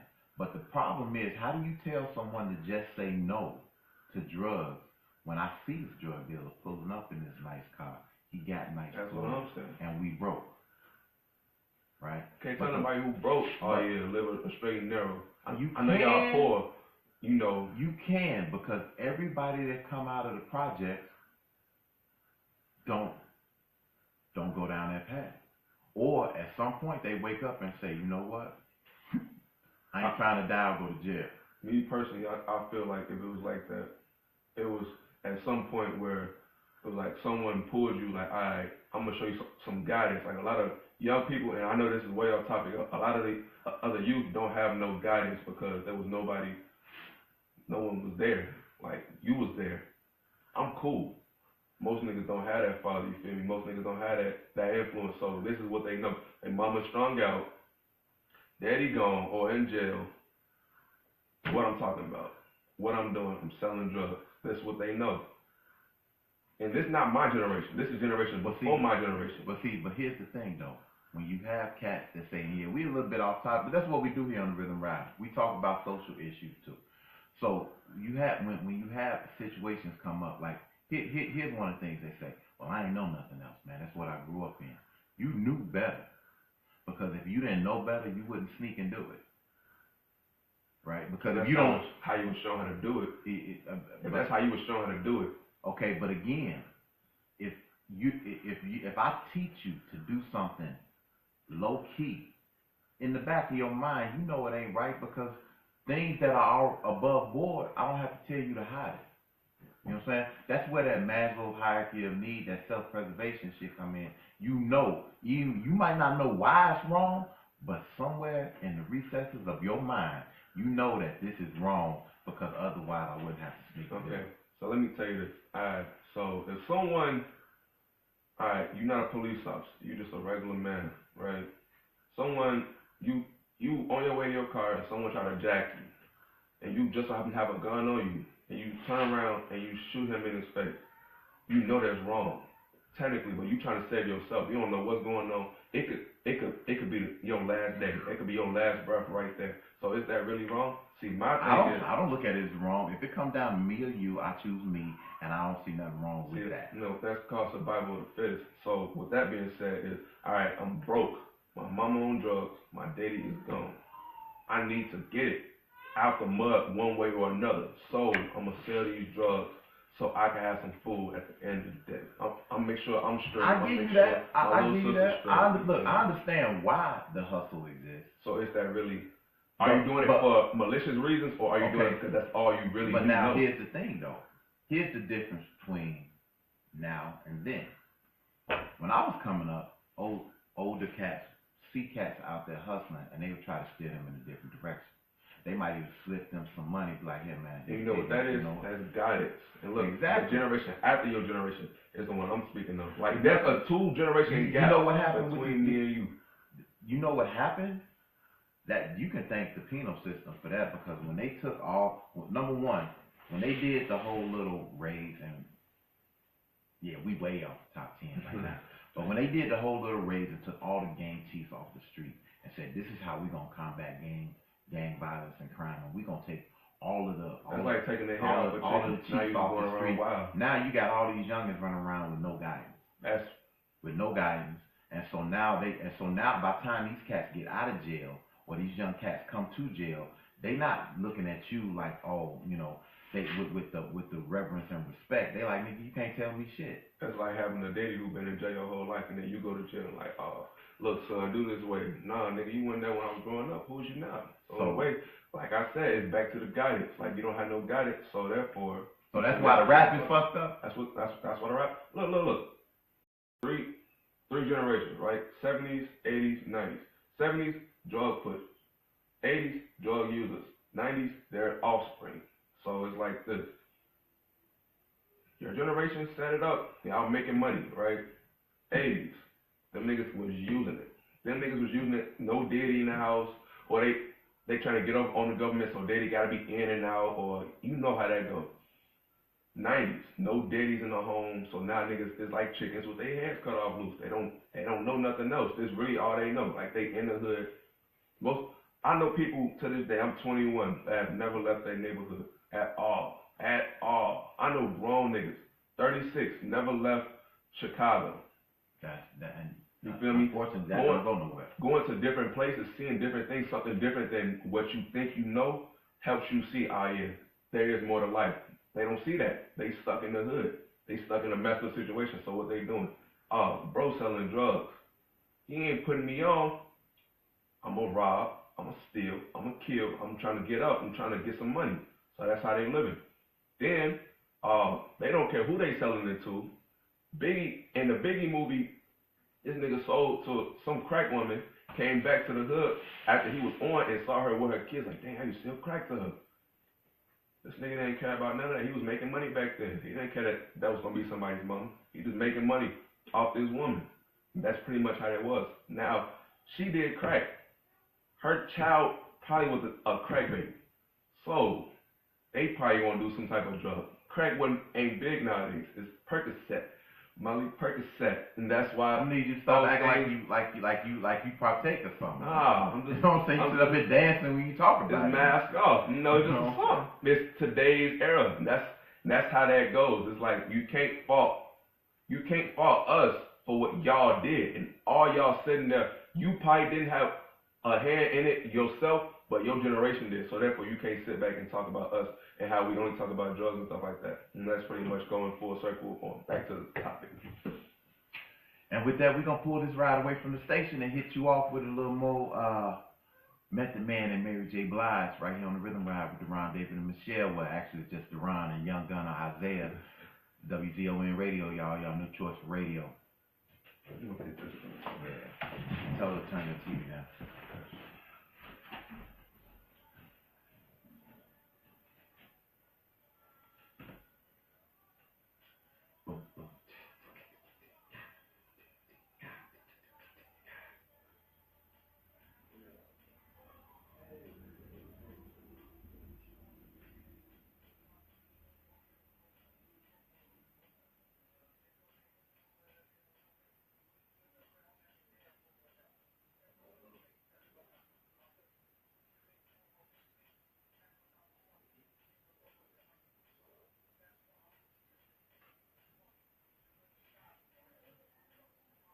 Say, baby, it'll be okay. Well, that's real for a nigga like me, baby.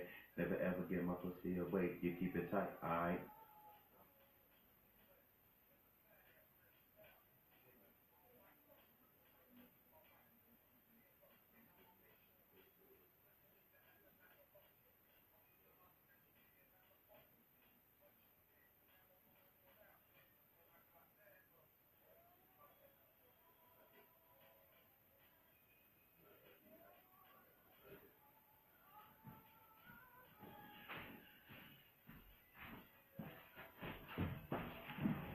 good? Yeah.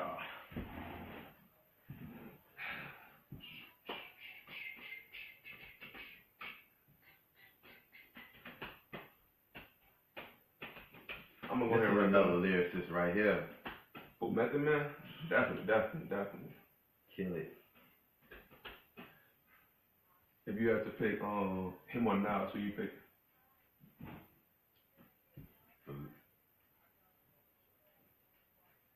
I ain't never really looked at Method Man as being like a conscious dude. He not really a conscious dude, but like his flow and like what he gotta say and like how he say it, like his deliverance is nasty. Look, without a doubt. But Nas, like his stories and like he could bring you there. Like I'd be like, dang, was I there with you, Nas? Who shot you? No, but I mean Nas, man, who would I pick? I'd probably pick Nasty Nas. If I'm making a song, I need a just bomb hook, like somebody that's just gonna come and kill the track. man, I'm definitely gonna get mad. Assuming I got the budget. Shit. I'm gonna wrap it up and I'm gonna show you how 50 Cent and all that did what he did.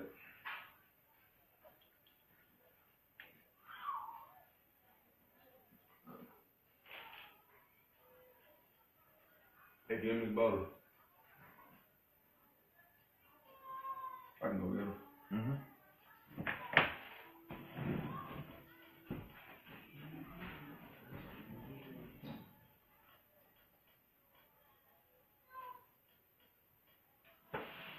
I see you, Auntie Daniel. Appreciate you get that money.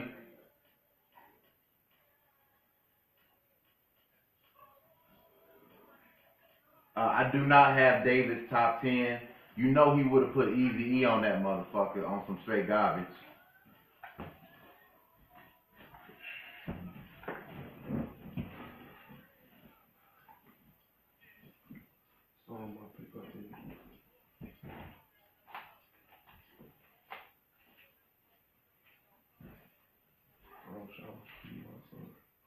What's up, big man? You on the radio, dog? You famous, dog? They keep on something to eat. Hey, Jen, bring his bottle. I'll let my tape go. Tell my tape go. Flip it on private stock. With the hat to match. Remember rapping, do the hard. Never thought the hip hop would make it this far. Now I run a long life cause I watch like I may get paid for what like the word trade. Born sinner, the opposite of a winner, living when I'm using Run DMC, LL Cool J, you definitely got to consider Run DMC because they help propel the culture into the mainstream. Of course. You know what else they did? Help bridge the gap between rock and roll and rap. Yeah, definitely. And they didn't change that song at all. That was word for word how that song went. Right. Oh yeah, Facebook family, say hello to my son. Special shout out for today because he would have been born today. Yeah, this was the day. Yeah, just remember that. But he came a little early, October 4th. Well, spread love is the Chateau way. How much views I got on that one? Huh? How much views I got on that one? How much what? Views. Views? Oh, views. To the east. We got 4 people logged in right now. 190 views. 878 people have looked at it so far. Hey, the girl said, bunch of considered fool because I dropped out of high school with a young boy. Understood. And it's still all good. And if you don't know, now you know, nigga.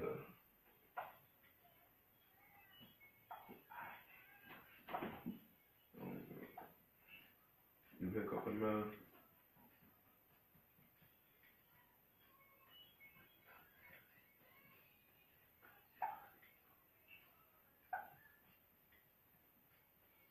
Nintendo, Sega Genesis. When I was there, fuck your mother bought me all of this. You got hiccups. Yeah.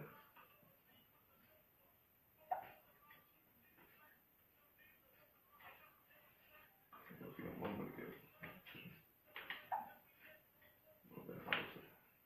Okay, we up to 237 and 961.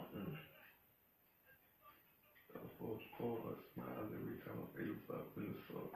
Use a fuss when the landlord distance. No eat. Wonder why Christmas missed us. Birthdays was the worst days. Now we sit down. Auntie Daniel said, hi little one, welcome to the world. Peace and love. Peace and love. If you don't know, now you know, nigga.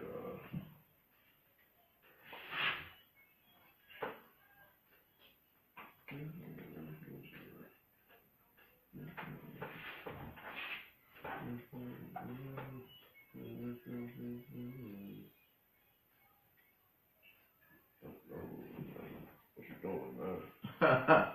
Auntie Daniel say today's rap music sounds like Fred Flintstone bug music.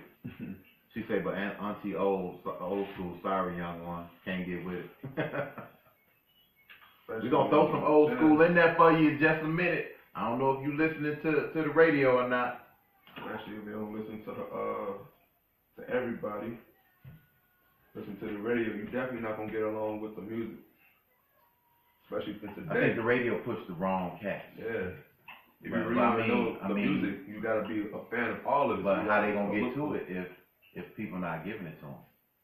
That's why we got this show. I try to introduce y'all to something that ain't mainstream. Man, all I'm saying is, if he can agree to Logic and Hobson and Kendrick Lamar and J. Cole, there are so many people out there just like them that y'all don't give a chance to because y'all too busy looking at people like Lil Uzi. Y'all give them the power by looking at them and even mentioning their names. So if you really want to hear something different, talk about different people. I'm going to give y'all somebody off the top. This is my homie. It's the Rhythm Ride with your boy DJ True Logic, but you can call me Deron. We ride with my sidekick Isaiah, and we've been joined by my sidekick 2.0. Lil Zayden is in the house.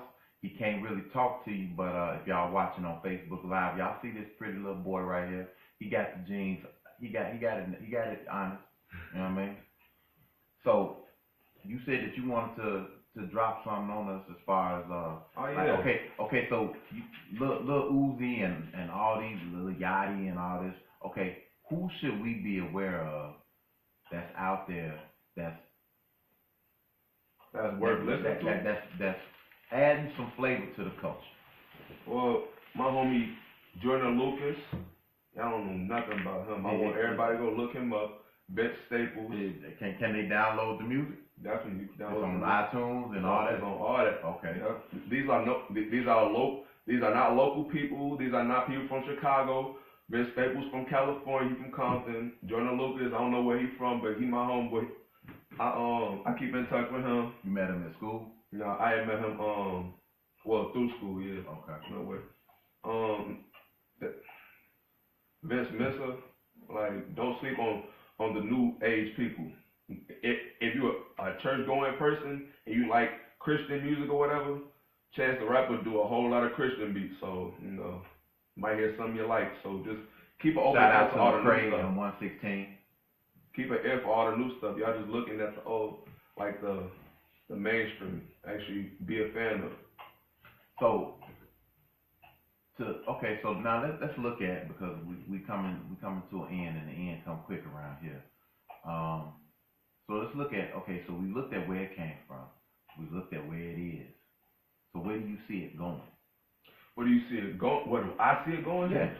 Well, eventually, after about another decade or so, we'll probably go back to the lyrics, because it took two generations of just club music and just making MC music for whatever his name was. Hold on. Busy B.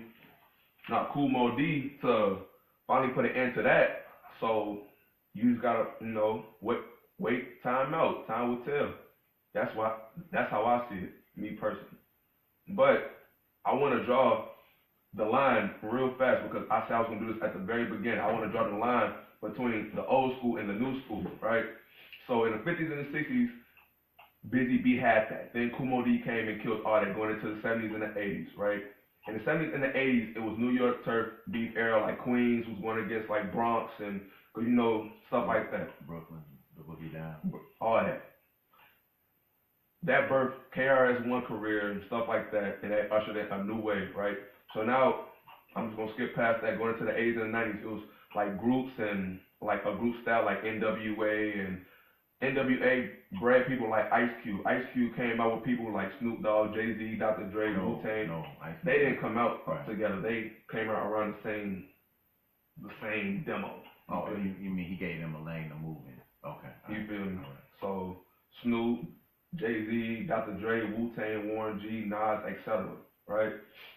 Going into that was mostly West Coast people, right? So going into that, around that same time, around the late 90s, going into the early 2000s, people like 50 Cent came out, people like Lil Wayne, Cameron was getting big, Kanye West was getting big, Nelly, people like that was, you know, was exploding off the scene. This is after the East Coast, West Coast, this is after Cameron, well, what Cameron is going to come through and put Lil Wayne on top of the mountain for the mainstream world. Along with all of that, 50 Cent was going around. Yeah, Michelle, we are officially old as hell. Go ahead. Around all that time, 50 Cent was slowly going around killing careers, starting off with Ja Rule, right, and then working his way through a whole list of people, basically. All that. So then, after that, he did Game. Like him and Game got into it, and that ignited the whole East Coast, West Coast thing again, right? So after that died off, it pretty much became like even. 50 Cent ain't never lost before then, and this technically isn't a loss on his thing.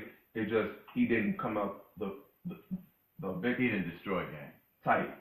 So then after that, 50 like, let me try to like keep my whole wave of, cause 50 was known as a battle rapper. Like he going out destroying people at this time. So he, let's take a different lane. Let's see who can get the most album sales between me and Kanye West. Kanye West around the same time was coming, skinny jeans, colorful polos, flicked up collars, wearing those little weird shades, all that stuff. Y'all remember the time I'm talking about. So around that time, y'all gotta look at the people who coming out around these times. Soulja Boy was coming out, rappers like Lil B was coming out, rappers like a bunch of no names that are not known today were coming out around that time. The only ones who really stood out and stayed relevant was like Soulja Boy, people like that, and that's what bred the whole mumble rap era. Is Soulja Boy still relevant? Is he relevant? I mean, he just had something going on at the beginning of the year with Chris Brown. They were supposed to be doing a fight or something, so he must be something. He must be something. He's trying to get back. That's to the light. I'm sorry. That's what that's what started the whole mumble rap and the whole being creative, like, and being overly weird and wearing purses and all that stuff. Because y'all set the standard by saying it was okay for Kanye West to do it. Because when Kanye West was doing it, all y'all really had to do was not go buy his albums, and all that weird stuff will be gone. There'll be no. Well, we bought the albums. We roasted the nigga, but y'all still bought the albums, right? Yeah, right. All right then. Well, people still talking about Lil Uzi, but they still buying the albums. Y'all created the lane, and don't be mad. It's going back 360. It is coming back around full circle with the whole being weird and wearing skinny things and all that stuff. So that's where it comes from. Like Kanye West, he opened that door for all this new stuff. So in a way, just shut up and sit back. That's for all y'all. Just shut up, sit back. Okay. All right. Well, look.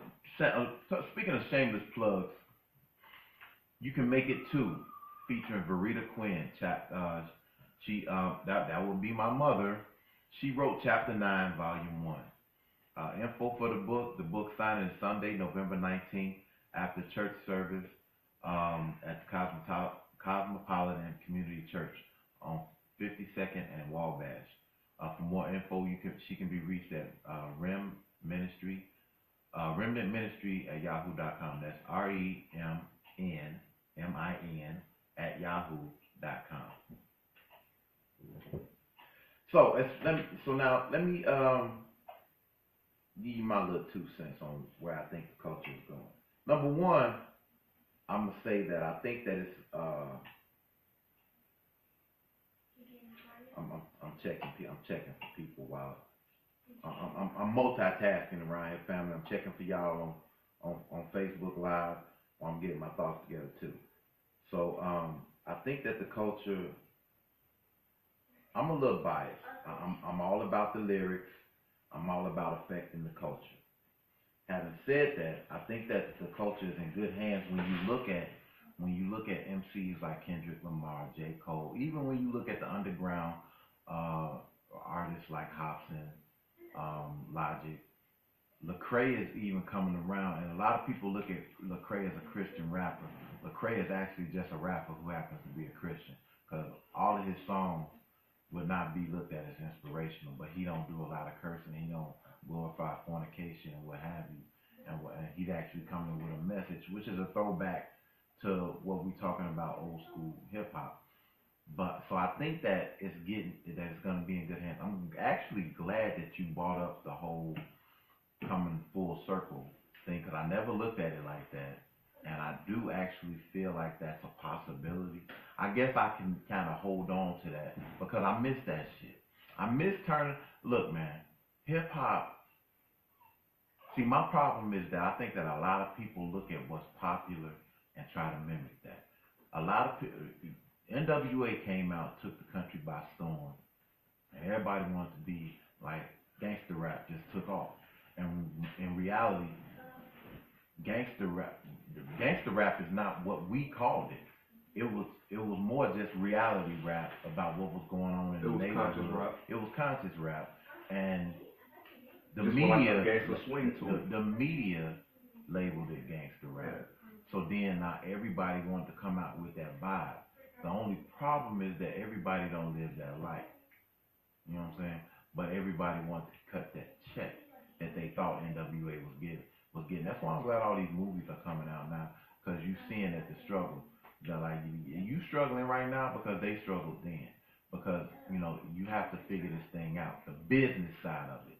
There's a business to it if you want to be a part of it. And if you want to be a voice for the community, then you need to be a part of that community that you call yourself speaking for. You can't separate yourself from the community. However, you can't remain a part of it. You can't provide anybody a way out if you don't get out. Yeah. So I don't want to hear about how you keeping it real, because the whole purpose for getting money is supposed to be to get out the hood. Look, people say money ain't gonna change me. Why not? Why not? Nigga, money is gonna change. It's gonna change the cars you drive. It's gonna change the clothes you wear. It's gonna change the house you live in, and it will change the people that you hang around. And if it don't, you setting yourself up for failure, because everybody that's in your circle ain't happy for you. That's what's real, you know. So the further up the ladder you get, you're gonna start dropping friends off, because they're gonna be like, oh well, I ain't where you at, so that's fine. Your season is over with. Like, winter don't last all year. It's about 3-4 months long. You know what I'm saying? You gonna weather that, and then you gonna move on to the next. That's the way some of our friends are.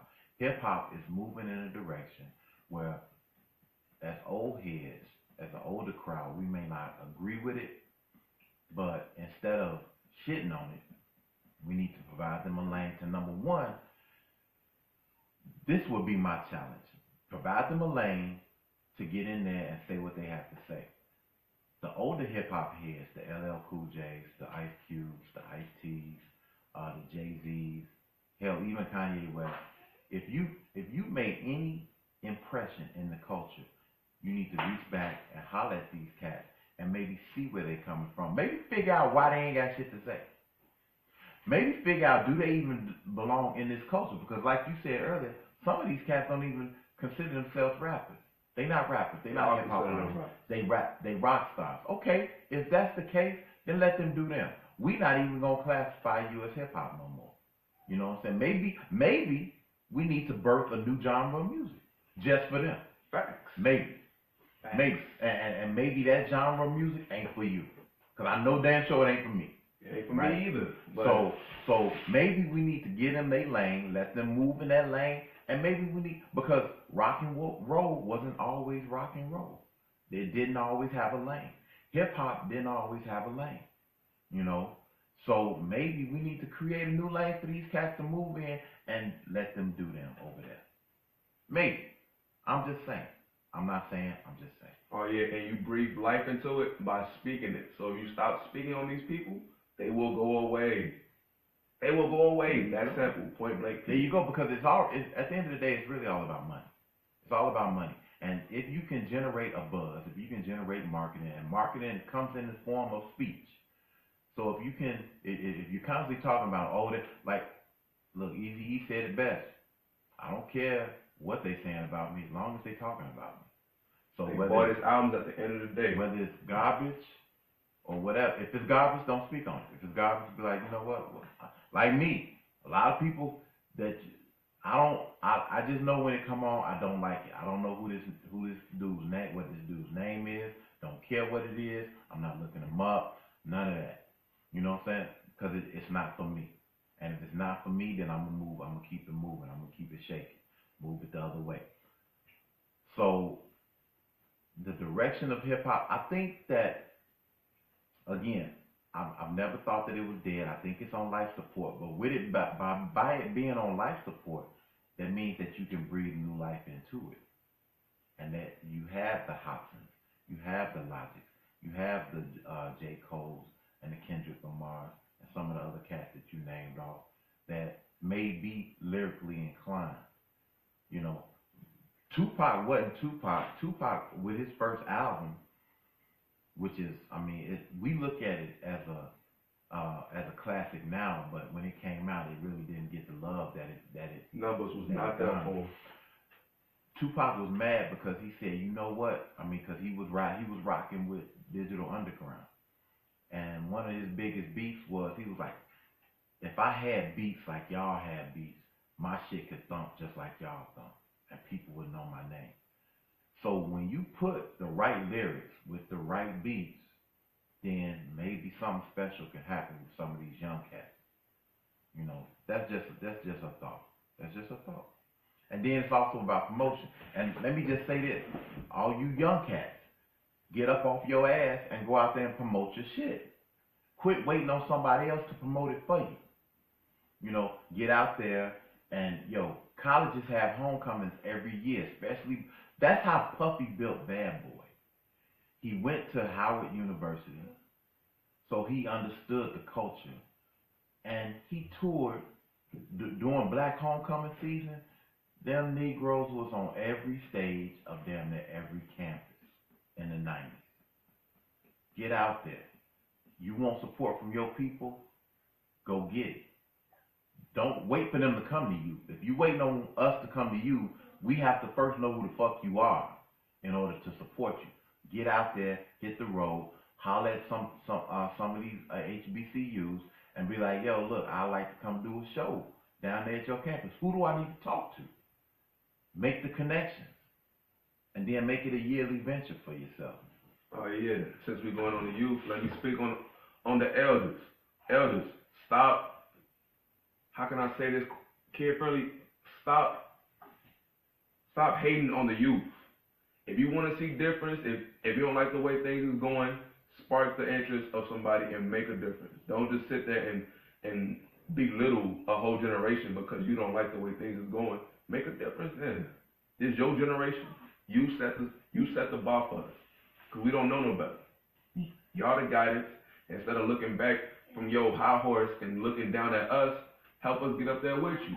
And if you're not, then just shut up, basically. And with that, we're going to say this. We're going to pull this week's ride into the station. We're on a 6-day, 22-hour break, and as we pull this week's, I can't talk. As we pull this week's ride into the station, remember this: live your life as if you're gonna die tomorrow. But take the time to learn as if you're gonna live forever.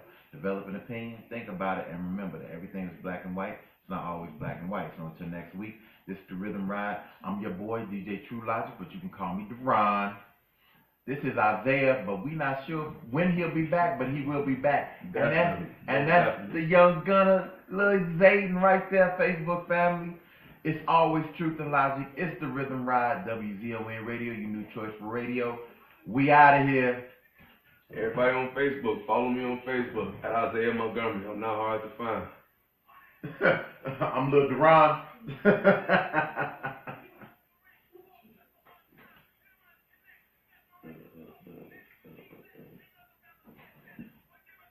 See, I was gonna send you some music. I was like, why you ain't email it to me? I was like, what would I send though? That was like, You could have just sent me whatever you wanted to hear. I would have put it in the mix.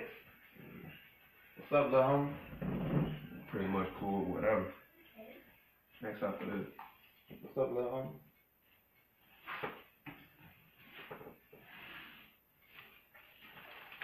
Oh yeah, for everyone, I'm having a YouTube channel up in like a couple months. Go look for me at Free Much. You put it up with Definitely. Just keep me on the lookout, cause I'm coming at all angles. So just be ready for me. Be ready for me. Ooh, your boy, you woke. Eyes open. He actually did better than I thought he would. Just a little bad. That's not what we doing. That's not what we doing. That's not what we doing. She say, you little me. Well, you know, he did grow up around me, so. What's up, man? What we doing? What we doing?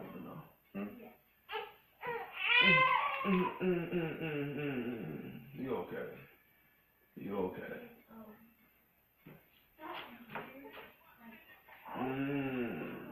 You okay? I know. What's up? I hit all this. I didn't hit them as clean as I wanted to, but I hit them all. Look, you hit him. You was well thought out. What's up?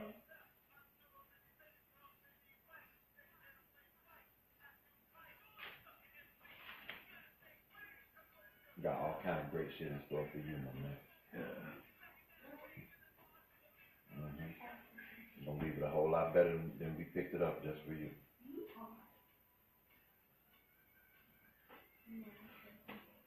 You know, some of that Steve Harvey $42 million a year shit. For real? The nigga just off of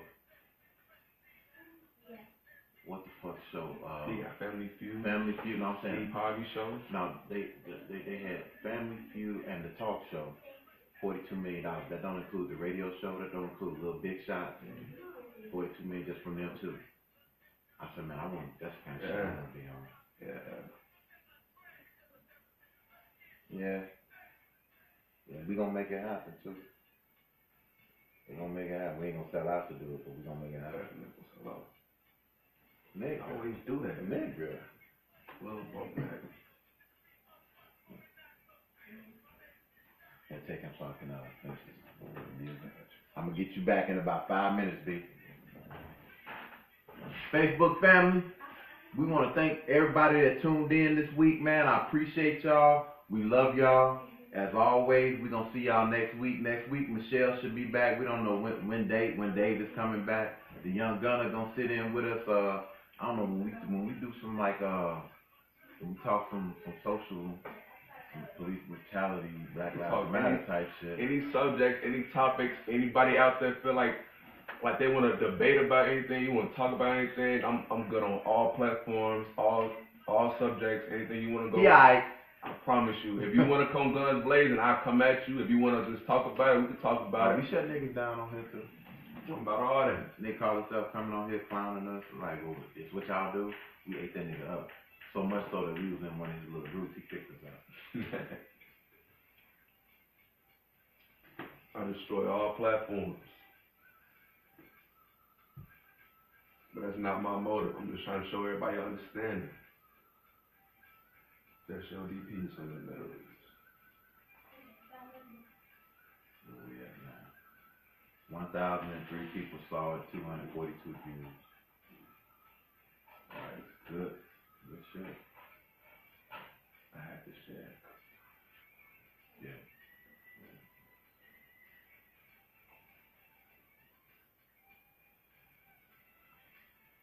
And that's what tripped out with Walk This Way. That wasn't even their first rock song. That's why I played King of Rock. Give me a hug. Give me a hug.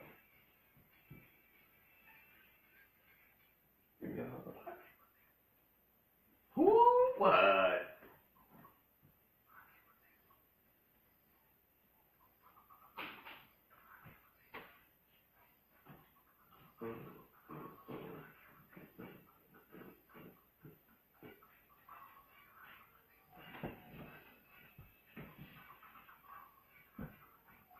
with the show? Yes, we are. Yeah. Thank you, Facebook. Peace.